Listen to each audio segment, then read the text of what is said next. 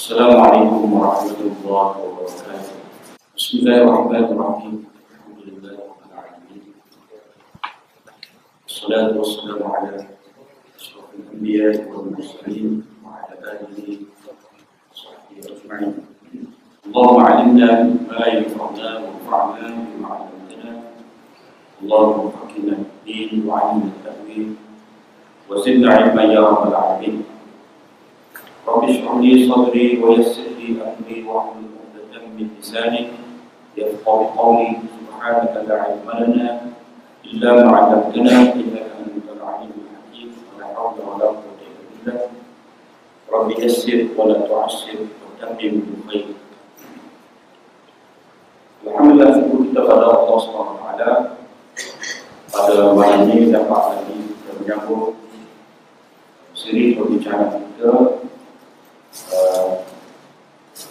2 minggu lepas kita mukadimah. InsyaAllah pada malam ini kita akan baca sebuah sedikit daripada kitab Al-Fiqhul Akbar, kitab Imam Abu Hanifah yang dibacakan oleh beliau dan ditulis murid beliau, dan ini diriwayatkan daripada anak beliau sendiri, yaitu Muhammad bin Abi Hanifah.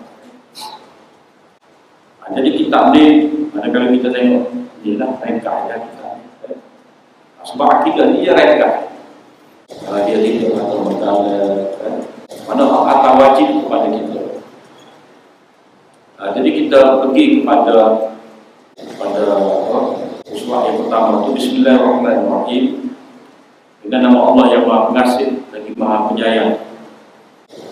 Kata Imam Abu Hanifah rahimahullah ta'ala wa nafa'ana Allah bi ulumihi fid dharain, aslu tauhid wa ma yasihhu li'tiqadu bi alayhi wa ma yasihhu li'tiqadu alayhi yajibu an yaqula amantu billah wa malaikatihi wa kutubihi wa rusulihi wal ba'thi ba'da al-maut wal qadri khairihi wa syarrihi min Allah ta'ala wal hisab wal mizan wal jannati wan nar.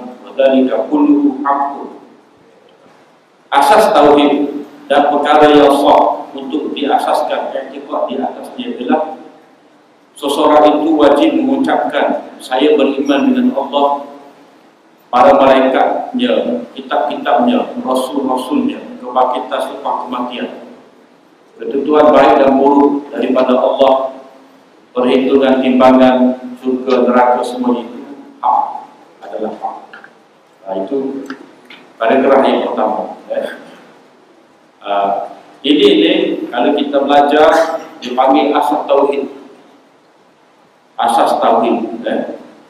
Asas tauhid maknanya usul. Kalau kita kata usuluddin ini tonggak agama, ataupun ini kita biasa baca dalam hadis Jibril.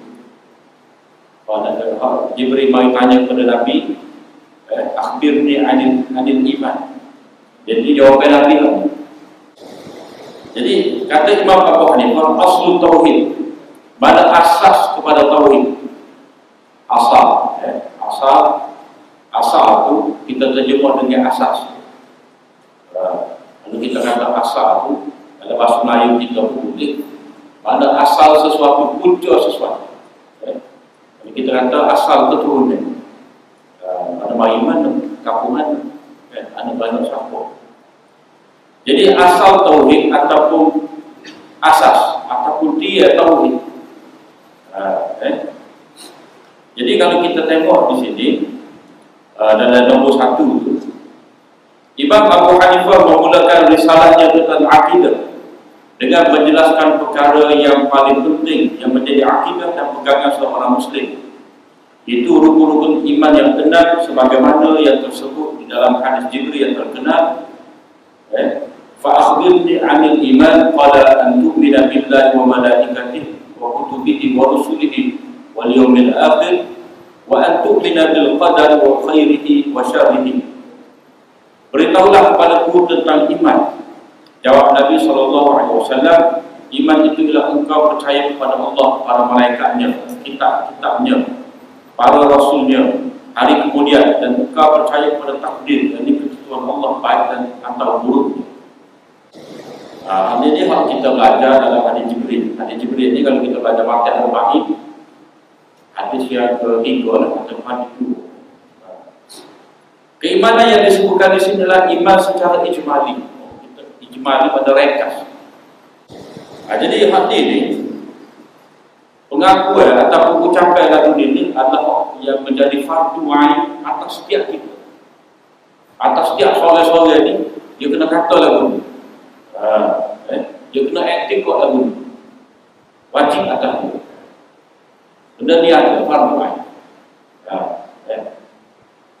Hal ini wajib setiap orang tahu, dia wajib atas dia aktif. Kena ada.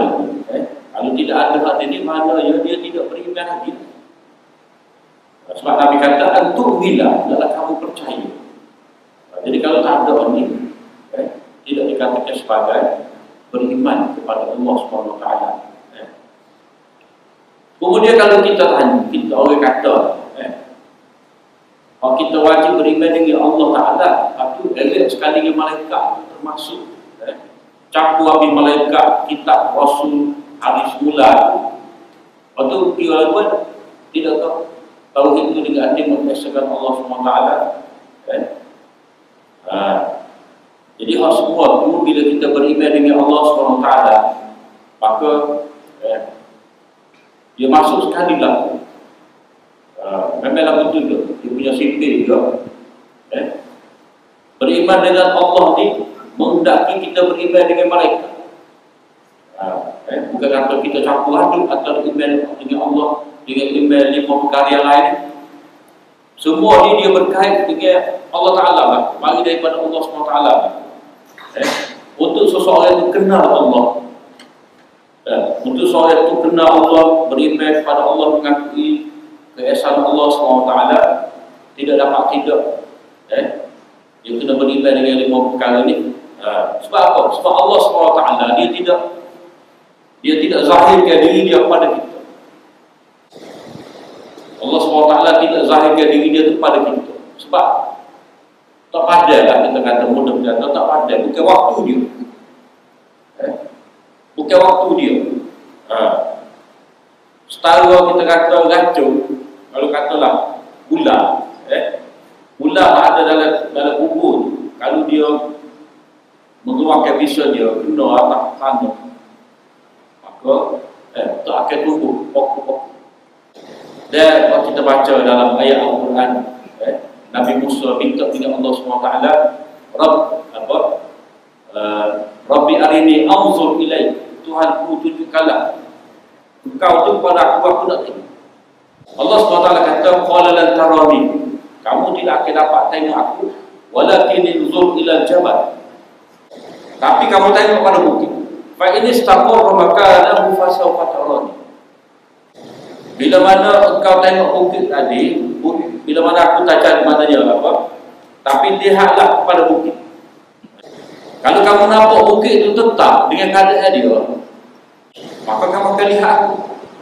Bila mana Allah SWT tajalli, tajalli, mana ayat maya kat tajalli ni? Bahasa mudah makna zahir. Allah SWT tajalli, lebih baik kita tidak terjemahlah tajalli itu maknanya mempernampok. Tajalli. Falamma tajalla rabbuhu lil jabali ja'alahu dakka. Bila mana Allah SWT tajalli diri dia, maka hancur bukit itu, rupa busuk lebih. Rupa busuk. Maknanya tak akan dapat lihat sebab apa? Sebab kemampuan kita pada sekarang ni dan dunia itu tidak mampu. Banyak perkara lah.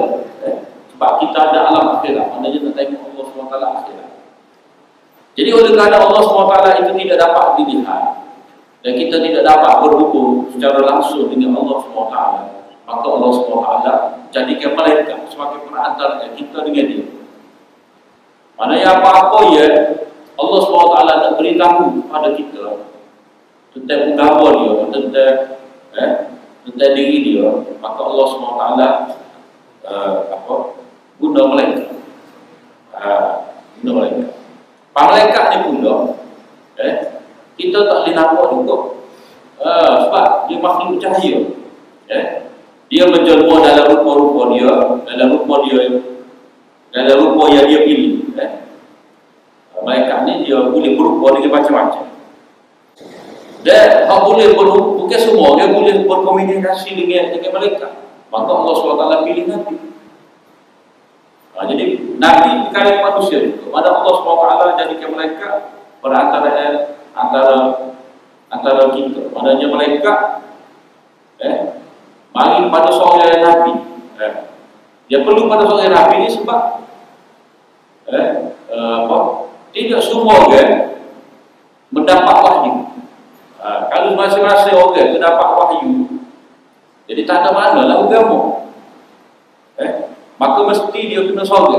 Di kalangan manusia ada satu masa sorga menjadi Nabi, ia berhubungan dengan malaikat, dan malaikat telah membawa wahyu dari Allah SWT kepada Nabi tadi. Barulah Nabi itu menyampaikan kepada kita. Pada Allah Ta'ala telah pilih seorang Rasul di kalangan manusia, dan Allah Ta'ala berkomunikasi ataupun berhubung dengan manusia ini melalui Nabi tadi. Dan Allah SWT menyampaikan wahyu dia, menitahkan wahyu dia. Itulah yang dikatakan sebagai kitab. Kemudian faedah semua tu, faedah daripada beriman kepada Allah, beriman dengan kitab-kitab, dengan Nabi-Nabi itu, Allah kerana ada hari kebangkitan semula. Mana kita akan balik bertemu dengan Allah SWT lepas daripada kita mati ni. Itu faedah daripada adanya agama. Kita wajib beriman. Kemudian seterusnya qada dan qadar itu semua berkait dengan sifat Allah Ta'ala, ketetapan Allah. Kalau kita sebenarnya beriman dengan qada dan qadar ini, dia termasuk beriman dengan sifat-sifat Allah. Kemudian hak hisab, mizan, syurga, neraka tu semua tu benda ada setelah daripada kita dibangkitkan daripada mati. Jadi ke semua ni kita wajib beriman, kita wajib beriktikad. Tidak ada ruang untuk seseorang itu dia nak kecuali saya nak beriman dengan malaikat, bagaimana tadi kita beriman. Saya nak beriman dengan rasul-rasul. Dah. Tadi dia kena beriman dengan rasul. Jadi asal tauhid ataupun punca ataupun asas kepada tauhid itu adalah, dan tauhid itu sendiri apa? Tauhid itu diasal daripada wahada, wahid tauhidan. Dia daripada wahid, satu. Tauhid maknanya kita mempercayai satu, tak ada dua. Tak ada dua, tak ada tiga, tak ada separuh. Satu. Tauhid di sini bermaksud mengesakan Allah SWT pada zatnya, sifatnya dan perbuatannya. Jadi kalau kata beriman dengan Allah SWT, tauhid itu maknanya kita anggap Allah SWT esa, maknanya tak ada orang yang, tak ada mana-mana makhluk, sesuatu benda pun dia serupa dengan Allah SWT sama ada pada zat, pada sifat, pada perbuatan. Sebab kalau kita belajar tauhid ni, Allah SWT tu kita kena kenal dia melalui sifat-sifat dia dan perbuatan dia. Zat dia tu kita tak boleh nak kenal, tak boleh nak fikir. Disebutkan apa? Wala tafakkaru fi zatillah, wala tafakkaru fillah, tafakkaru fi khalqillah, wala tafakkaru fillah. Kamu dalam fikir pada kejadian-kejadian Allah Ta'ala, jangan fikir pada Allah, pada zat dia. Pada zat dia tak berbeza. Padanya zat dia manusia wujud. Allah Ta'ala itu ada wujud. Yang disebutkan dalam kita belajar sebab dulu dipanggil wajibul wujud. Wajibul wujud.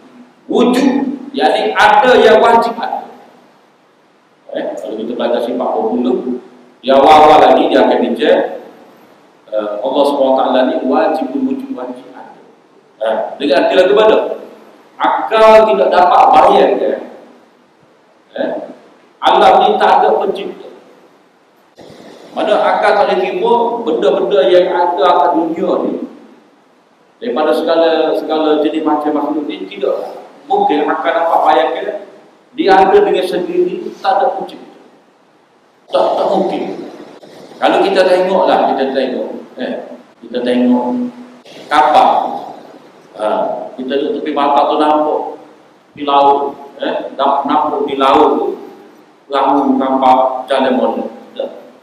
Jadi kita kata siapa dia bawa apa sahaja. Dalam bahasa Melayu pun kita kata kalau tidak kerana angin masa kepok bergoyang, maknanya dia ada faktor, dia ada sebab dan musabab di mana. Jadi alam ni adalah natijah daripada perbuatan pencipta. Jadi ada alam. Jadi tidak mungkin ada benda-benda ni tanpa ada pencipta. Jadi Allah Subhanahu Wa Taala kita tidak dapat kenal zat dia, kita tidak dapat fikir zat dia. Kalau boleh kita belajar, kita boleh fikir, kita boleh tadabbur, kita boleh tafakkur sifat dan perbuatan zat dia tu. Sebab apa? Sebab Allah Ta'ala ni laisa kamitslihi syai'un. Tidak ada sesuatu yang seperti. Tak ada sesuatu yang seperti dia. Jadi kita nak fikir lagi. Sebab kita fikir sesuatu, bila kita tengok ada benda serupa. Bila kita tengok ada, kita sudah tahu tentang satu maklumat. Atas satu maklumat itu kita tahu dan kita boleh fikir sebab kita tengok, kita pernah tengok. Katalah orang ikat mata kita, orang tutup mata kita, letak pada kita gapo? Ini gula, ini garam. Sama-sama hal itu. Gula dengan garam sama-sama hal itu. Ataupun ni air sirap, ni air sirap 5. Kita minum. Kita tahu ni sirap. Kalau orang pandai lagi, ni sirap ni cap gapo? Dia boleh. Kalau kicap, kalau boleh kicap. Tek lidah tu. Ni kicap. Dia boleh. Ni kicap. Udah ni kicap tadi, dia boleh biasa. Maknanya dia boleh kenal sebab dia pernah rasa. Dia ada maklumat.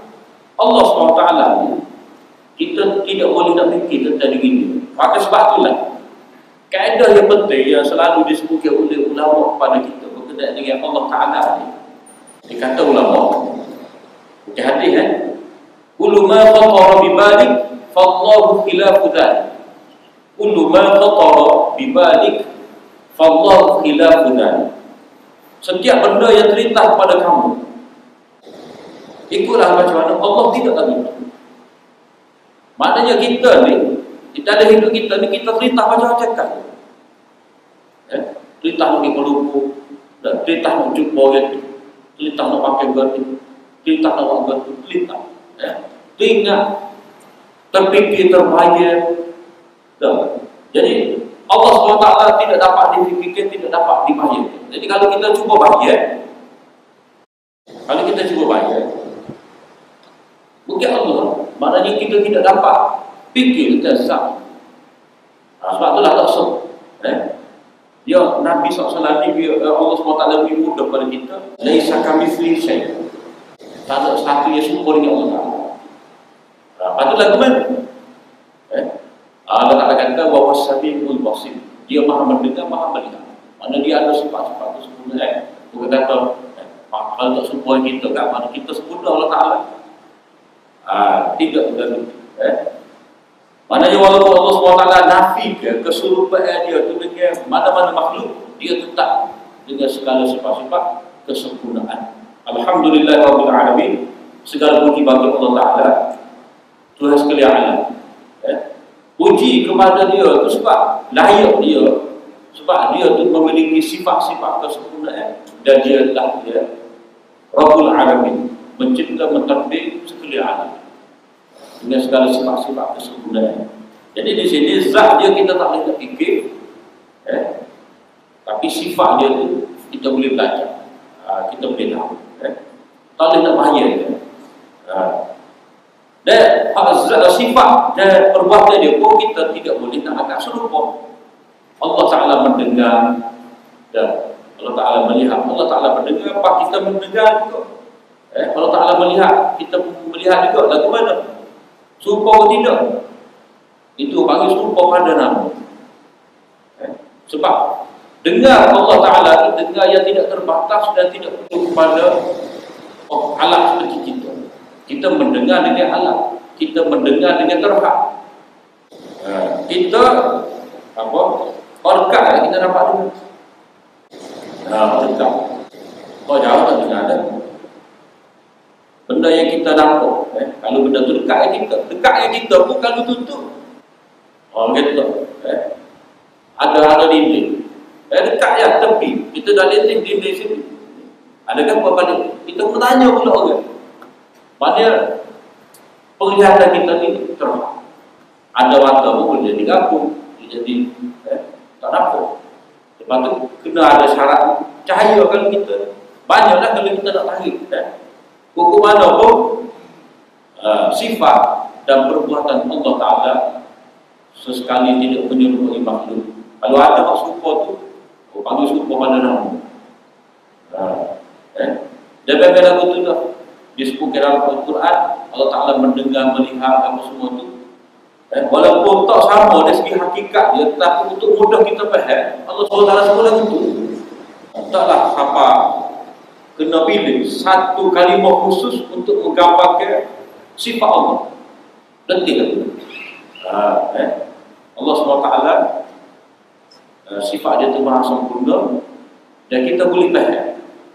Sifat mendengar, sifat melihat dia tu maknanya kita terhad Allah SWT sempurna. Kita ni mendengar baru ada, kita tahu benda tu baru ada. Allah SWT dia semua tu sifat-sifat dia tu azali. Yakni hendaklah seseorang itu membersihkan dirinya dari semua bentuk. Dirinya tu mana diri Allah Ta'ala yang nombor satu. Membersihkan diri Allah SWT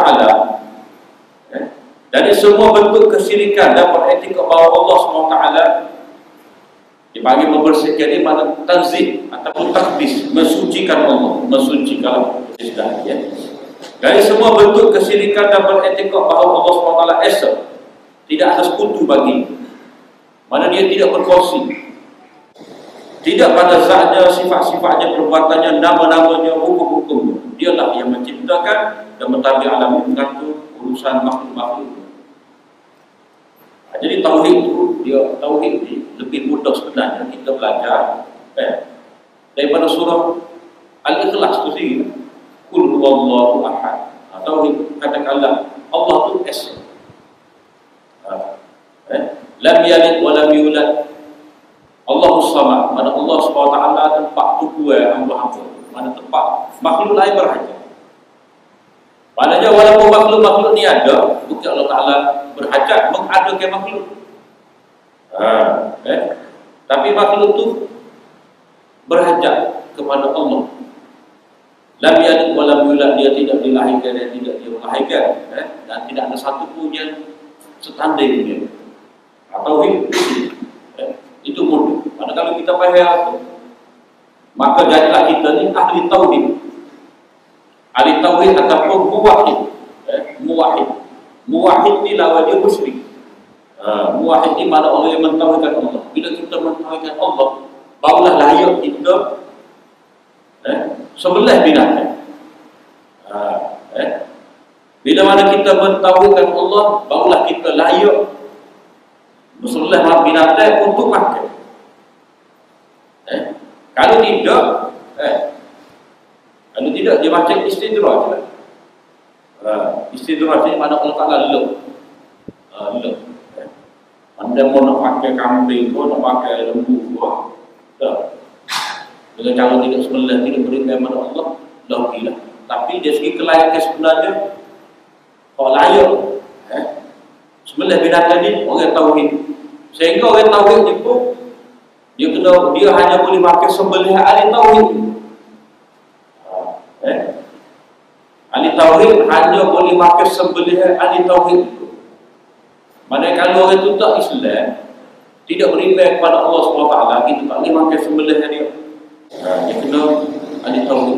Sebab mati-mati makhluk ni, mana seolah-olah bagi lembu, bagi binatang binatang apa semua ni, pada dia mati. Sebab apa? Sebab orang yang pakai dia ni, orang sekolah dia ada orang pakai dia ni, orang yang mengesahkan Allah. Baru lahir sebenarnya. Kalau tidak, tak lahir. Ada juga disebutkan tauhid ni apa? Maknanya beriktikad bahawa tidak ada sekutu bagi Allah. Itu paling mudah. Jadi untuk faham tauhid ni, kalau kita boleh tarik sikit lagi, dia kita kena faham syirik. Sebab tauhid nama dia syirik. Tauhid tu dia bermula dengan la ilaha illallah. Nak faham tauhid, dia kena faham syirik. Jadi macam mana tauhid tu ada? Macam mana kita boleh faham tauhid? Macam mana kita boleh faham syirik? Iaitu bila kita berarti pada la ilaha illallah. Tiada Tuhan melainkan Allah. Tiada Tuhan ni maknanya yang layak tu tak layak diangkat sebagai Tuhan. Tidak layak disebut kecuali Allah. Allah tu maknanya kita sabitkan, kita mengesahkan. La ilaha itu kita nafi, mana tak layak jadi Tuhan. La ilaha illallah. La ilaha illallah. Tiada Tuhan, maknanya kita kena kosongkan dulu.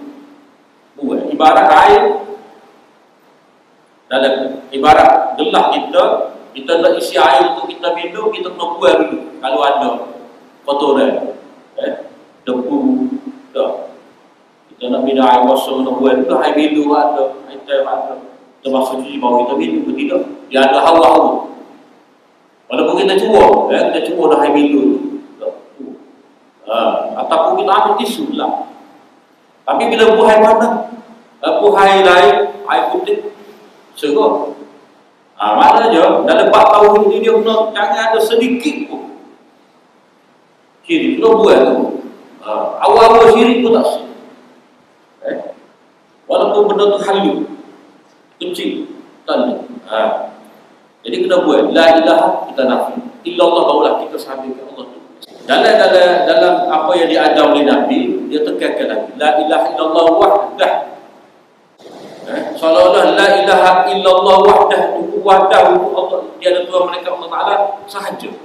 Sahaja tu mana dia mengukuhkan illallah. La ilaha illallah wahdah. Lepas tu kita nak katalah, esok dia kata takbir esok boleh dah 9 Muharram dan 9 Zulhijjah. La ilaha illallah wahdah, dia saja. Wahdah itu dia saja. Itu mengukuhkan lagi makna illallah, kecuali Allah sahaja. La syarikalah, la syarikalah itu kita kukuhkan lagi, kita takkidkan lagi atas la ilaha. Mana yang tiada Tuhan melainkan Allah sahaja, tak ada sekutu. Mana kita lipat pun, kita balik asal la ilaha, mana la syarika illallah wahdah. Tiada Tuhan yang layak disembah, tiada Tuhan kecuali Allah sahaja, tak ada sekutu. Mana kita, maknanya kena kafir pun. Dalam bab tauhid ni dia kena kafir pun. Maknanya sebelum i'tikad kita tu kita kena bersih. Lepas kita i'tikad Allah tu esa tu kita kena bersih. Kita kena bersih dulu. Sebab apa? Sebab dia ada ni. Kita kata awal-awal, walaupun tidak syirik, tapi ada awal. Bila mana kita tidak faham, satu lagi, la haula wala quwwata illa billah.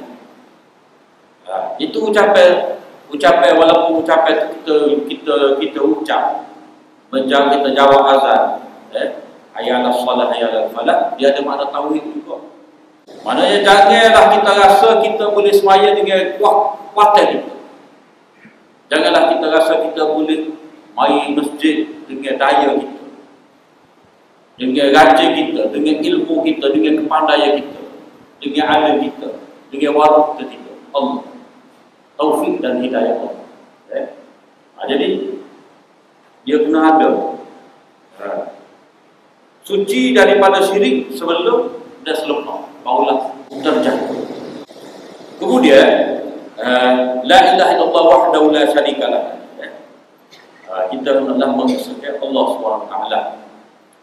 Jadi tidak ada sekutu bagi Allah. Sekutu itu apa? Dia macam-macam lah ta'rif syirik ni.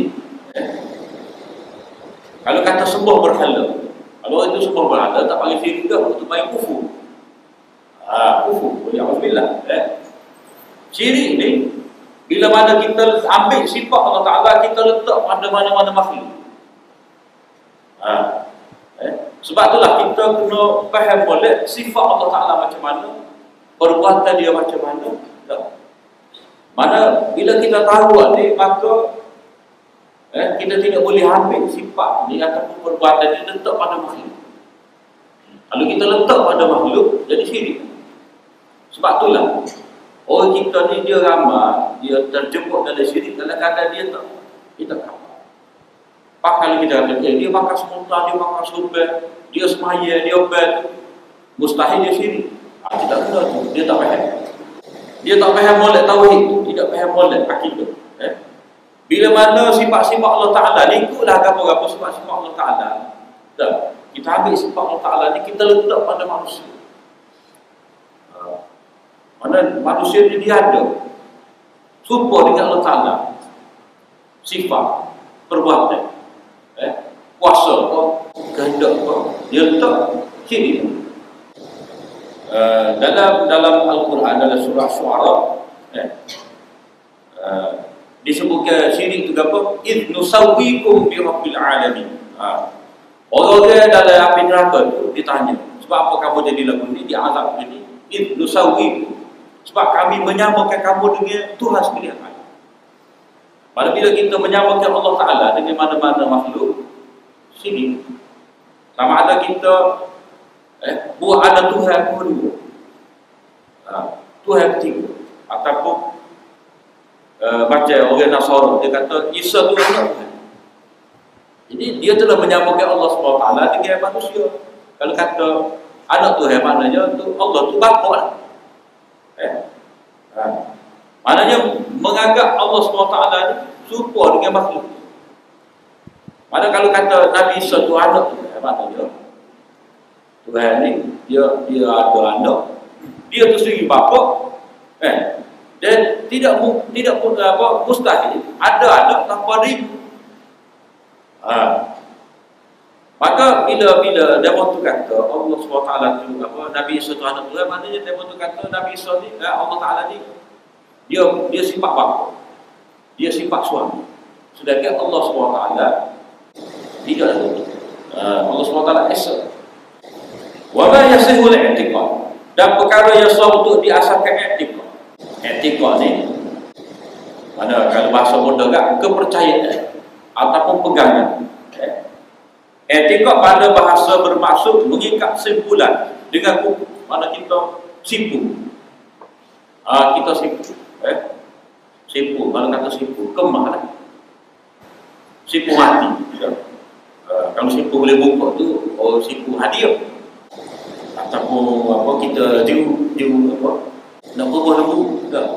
Maka nak sipu apa? Nak ikat kaki dia tu, nak berbuah dia tu. Jadi simpulan, maksud i'tiqad ni makna simpulan yang mana dia tidak akan terkurang, tidak akan terbuka. Kemahnya. I'tiqad ni kemudian ia digunakan bagi menunjukkan pegangan hati yang kuat dan kukuh seperti simpulan yang kemas yang tidak akan terkurang. Kalau kita bawa ikat kan, kita kilah kain lah. Kalau kilah dengan gaduh-gaduh, lucu. Kalau lembu tu kita tambah bebek kurai, kita ikat kemah. Boleh dah hari, dah bintang lah. Jadi akidah ni pada simpulan yang kuat. Daripada Aqadah ni kita ikat. Kita ikat. Akidah menjadi kata istilah. Daripada i'tiqad ni dia ada perkataan aqidah. Mana apa yang kita pegang. Ataupun kita kata akidah tu dengan mana ma'qul. Mana benda yang kita simpan. Kita ikat kemah ni. Tidak terbuka. Tidak terlepas. Akidah ni menjadi kata istilah kepada anutan dan kepercayaan seseorang kepada Tuhannya dan urusan agama yang diyakini. Mana sesuatu itu dikatakan akidah ni mana benda tu jadi paham kita. Maknanya hidup yang mati kita mati. Kalau benda tu jadi anutan kita sampai mati kita pergi. Ya ayyuhallazina amanu taqullaha haqqa tuqatih wa la tamutunna illa wa antum muslimun. Wahai orang-orang beriman, bertakwalah kepada Allah SWT dengan sebenar-benar takwa. Jangan kamu mati melainkan dalam keadaan kamu Islam. Maknanya akidah yang kita pegang, kita kena pertahankan, kita kena kekalkan sampailah kita mati. Mati tak tahu lah, tapi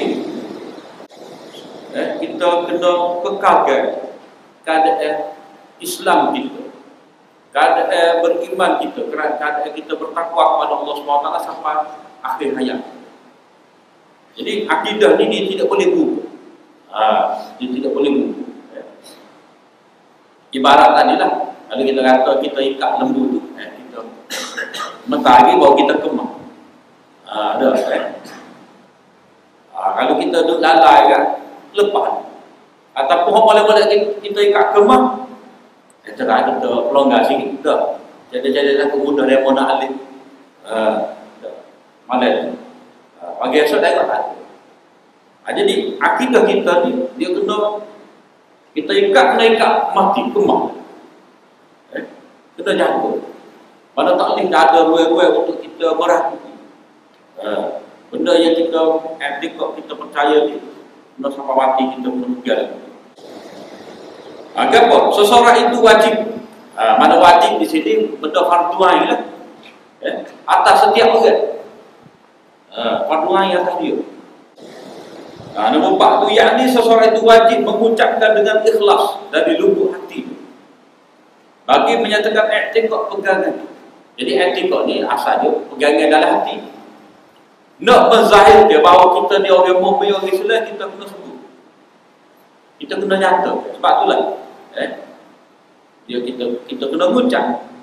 Kita dulu terjemahan dulu asyhadu an la ilaha illallah, aku naik saksi. Aku naik saksi. Tak tahulah bila itu dan kemudian aku bersaksi. Mana naik saksi ni, kita naik tempat tinggi. Lepas tu orang dapat lihat dan orang dapat dengar. Itu kalau kita kata naik saksi. Sebab apa ulama kita terjemah naik saksi? Maknanya kita kena nyatakan Islam kita. Maknanya di sini iman tu walaupun asal dia dalam hati, tetapi kita kena kata. Kena kata tu untuk kita selamat di dunia. Selamat di dunia. Kalau tidak, kita mungkin diperangi. Ataupun kita tidak dapat jaminan. Ataupun mudah kan.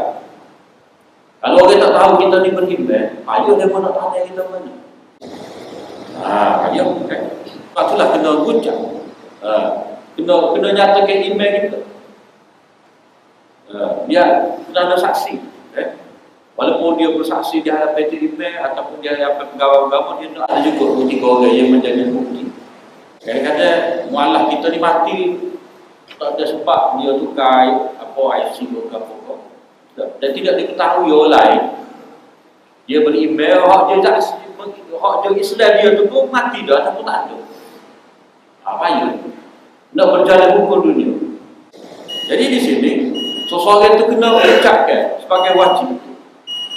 Wajib. Dengan ikhlas. Kalau tidak ikhlas, jadi di bawah tekanan paksa tak jadi.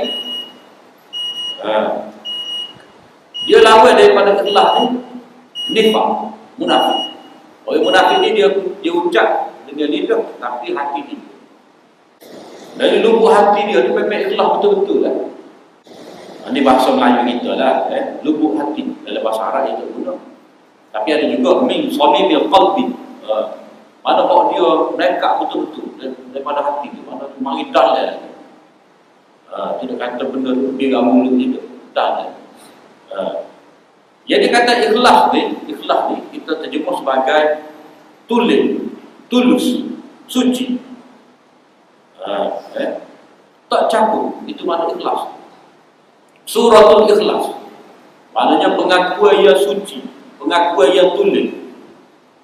Pengakuan yang tidak bercampur aduk dengan benda lain, itu surah Ikhlas.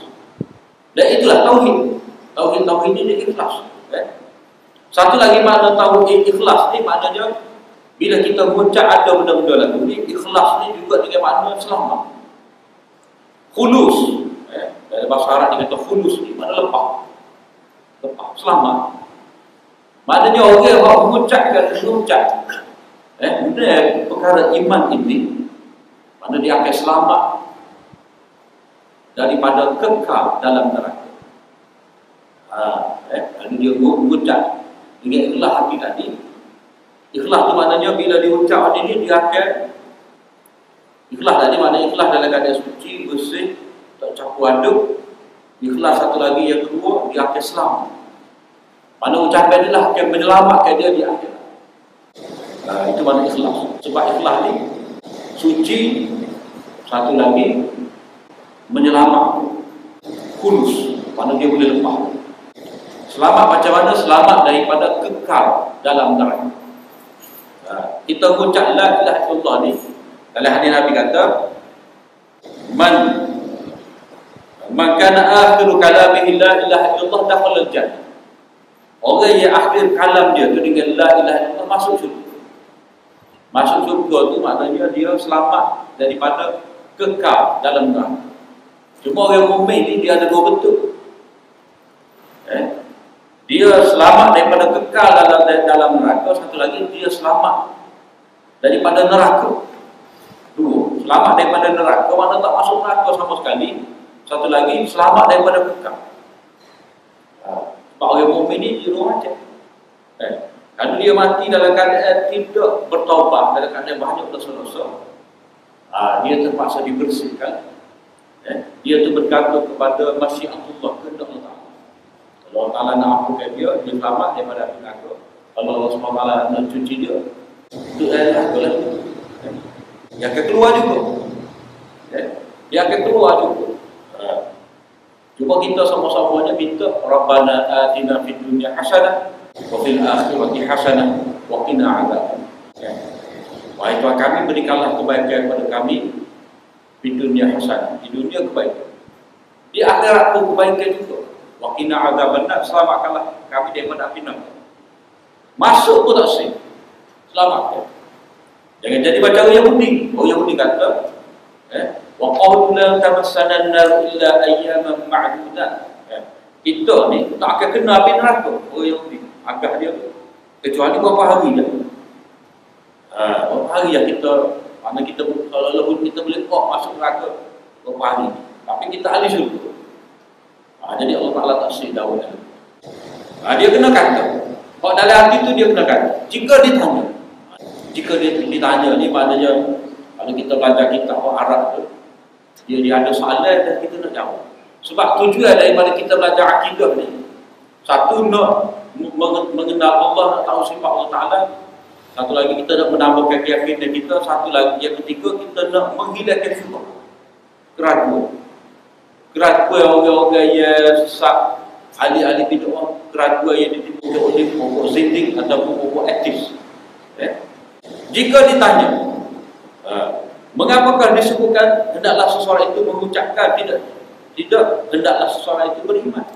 Maknanya dalam ibarat kita ini kata yajibu an yaqula, dia wajib mengucapkan. Tidak kata yajibu an yu'mina, wajib dia beriman. Maknanya sebelum kata beriman tu dia mana iman tu perlu dikata. Tidak boleh dia kata saya beriman, mana beriman adalah dia mengucap. Nanti kita akan bincang macam mana kita akan bincang iman itu dia mesti merangkumi ucapan dan etik dalam hati sekaligus. Mana hendaklah seseorang itu mengucapkan, tidak hendaklah seseorang itu beriman. Mana pada cara itu maka boleh dijawab bahawa ucapan itu merupakan rukun yang penting bagi iman. Mana kita penuhnya. Sebab itulah dalam Quran kata innal ladzina qalu rabbuna Allah, sesungguhnya orang-orang yang kata Tuhan kami ni Allah, penuhnya. Dalam surah Kahfi, iz qamu faqalu rabbuna rabbus samawati wal ardh. Ashabul Kahfi itu dia bangun di hadapan raja, dia kata kita menyembah Allah. Kita kata Allah tu Rabb kita, tugas sekali alam. Mana tu Tuhan kamu semua? Mana email tu kena ya? Kena beritahu. Ucapan itu merupakan rukun iman. Yang penting bagi makna iman. Iman bukan hanya semata-mata percaya, tetapi mesti ada pengakuan. Kita sebut sebagai ikrar. Nah, kemudian saya beriman. Mana saya percaya, saya beriman. Saya beriman agama. Sebab iman ni dia banyak kalau nombor 5 tu pandai kita sebut di sini. Kata beriman dengan Allah tu macam-macam. Barulah dikira kita ni orang yang beriman. Ini setakat itu saja kali ini. Apa yang baik daripada Allah SWT dan apa yang betul daripada Allah. Aku sudah qawli hadza wa astaghfirullah li wa lakum. Assalamualaikum warahmatullahi wabarakatuh.